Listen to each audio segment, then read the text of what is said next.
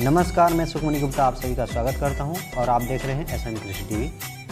आज हम बात करने वाले हैं मेथी की खेती के बारे में।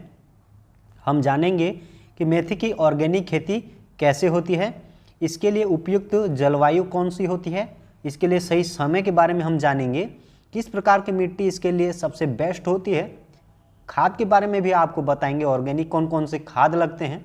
साथ ही साथ हम बताएंगे कि इसकी कीमत के बारे में। तो वीडियो को अंत तक जरूर देखिए, आपको अच्छी तरह से जानकारी दी जाएगी। सबसे पहले हम बात करते हैं इसके लिए उपयुक्त जलवायु कौन सी होती है। इसके लिए जो जलवायु होती है, आर्द्र जलवायु सबसे बेस्ट होती है। न अधिक वर्षा, न अधिक ठंडी और न अधिक गर्मी जहाँ देखने को मिलती है, ऐसी जलवायु इसके लिए बेस्ट रहती है। इसके लिए जो है ठंडी का मौसम अच्छा माना जाता है इसकी खेती के लिए, क्योंकि कुछ माह ऐसे होते हैं जहाँ न हमको वर्षा ज़्यादा देखने को मिलती है, न ही ज़्यादा ठंडी और न गर्मी। यह जो जलवायु होती है मेथी खेती के लिए सबसे बेस्ट रहता है। अब हम बात करते हैं इसके सही समय के बारे में। बुआई का जो समय होता है उसके बारे में जान लेते हैं।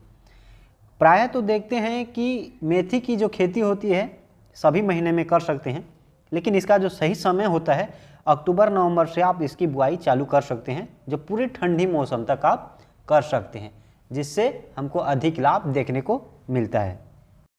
किसान भाइयों, अगर हम मिट्टी की बात करते हैं, इसके लिए कौन सी मिट्टी अच्छा रहती है उसके बारे में बात करते हैं, तो यह जो है प्रायः सभी प्रकार की मिट्टी इसके लिए अच्छी होती है, लेकिन सबसे ज़्यादा जो अच्छा रहता है उसकी बात करें तो दोमट मिट्टी और बलुई दोमट मिट्टी जो होती है वो अच्छा रहता है। एक चीज़ ध्यान दीजिए दोस्तों कि उत्तम जल निकासी वाली खेत आपको होनी चाहिए, इस तरह का मिट्टी का चयन करना चाहिए, ठीक है।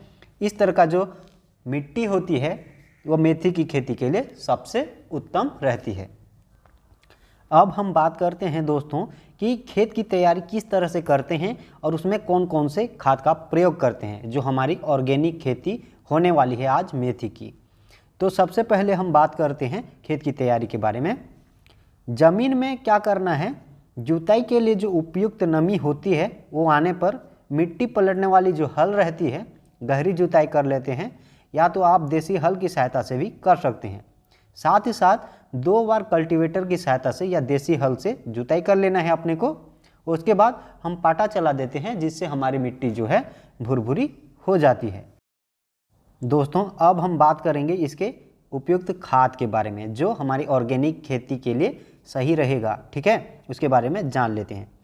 हम बात करें 1 एकड़ के खेत में, तो हमको क्या करना है, 1 से 2 ट्रैक्टर जो गोबर का खाद होती है उसको लेना है। साथ ही साथ 1 ट्रैक्टर हमको लेना है कंपोस्ट खाद, ठीक है। उसके साथ लेना है 100 केजी केंचुआ खाद डाल देना है। यह सब हमको प्रथम जुताई पर ही कर लेना है इतना काम को, ठीक है। इसके अलावा जो है अपने को क्या करना है, खेत पर अगर पत्थर हैं तो उनको हटा देना है, प्लास्टिक पड़े रहते हैं उनको भी हटा देना है, जिससे हमारा खेत साफ और सुथरा और सही तरीके से हमारा ग्रोथ हो सके, ठीक है, पौधे का।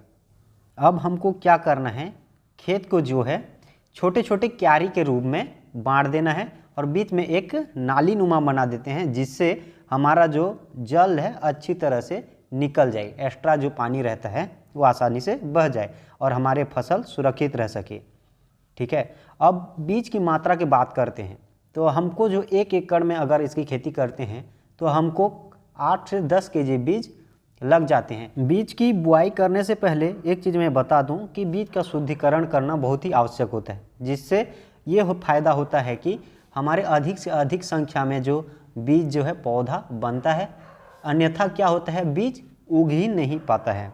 तो उसके लिए हमको क्या करना है, बीज का उपचार सही तरीके से करना है, वो भी ऑर्गेनिक तरीके से, ठीक है।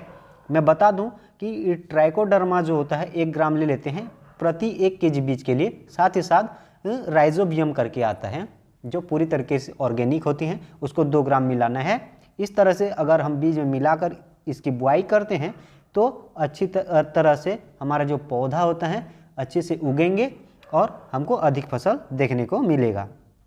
अगर इसकी बुआई की बात करते हैं तो क्या करते हैं, हम क्यारी नुमा बनाए हुए अपने खेतों पर इसमें बुआई करते हैं, जिसके लिए हमको ज़रूरत होता है रेत या तो फिर राख। जो राख होता है उसकी सहायता से हम बुआई कर सकते हैं या तो रेत की सहायता से, क्योंकि जो इसकी सीट होती है, इसके बीज होती है, बहुत ही छोटे होते हैं।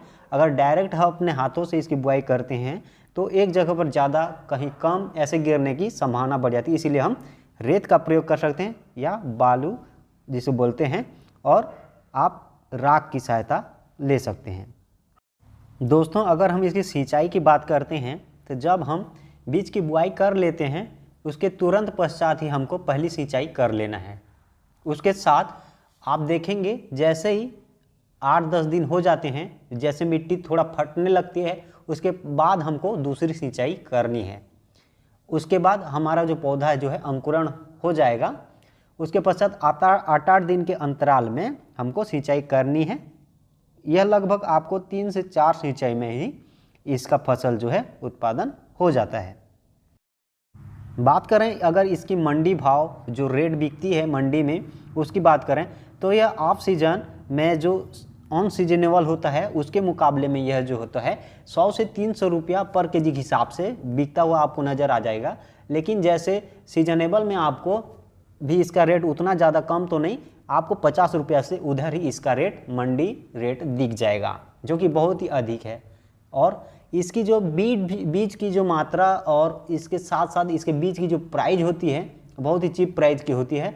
आपको 100 से 150 रुपया पर केजी के हिसाब से इसका बीज मार्केट में आसानी से उपलब्ध हो जाएगा।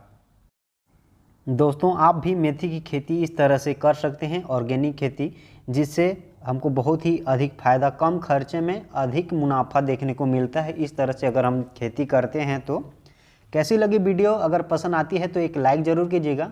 मिलते हैं अगले ही ऐसे कुछ खास जानकारी के साथ। तब तक के लिए जय हिंद, जय भारत, जय जवान, जय किसान।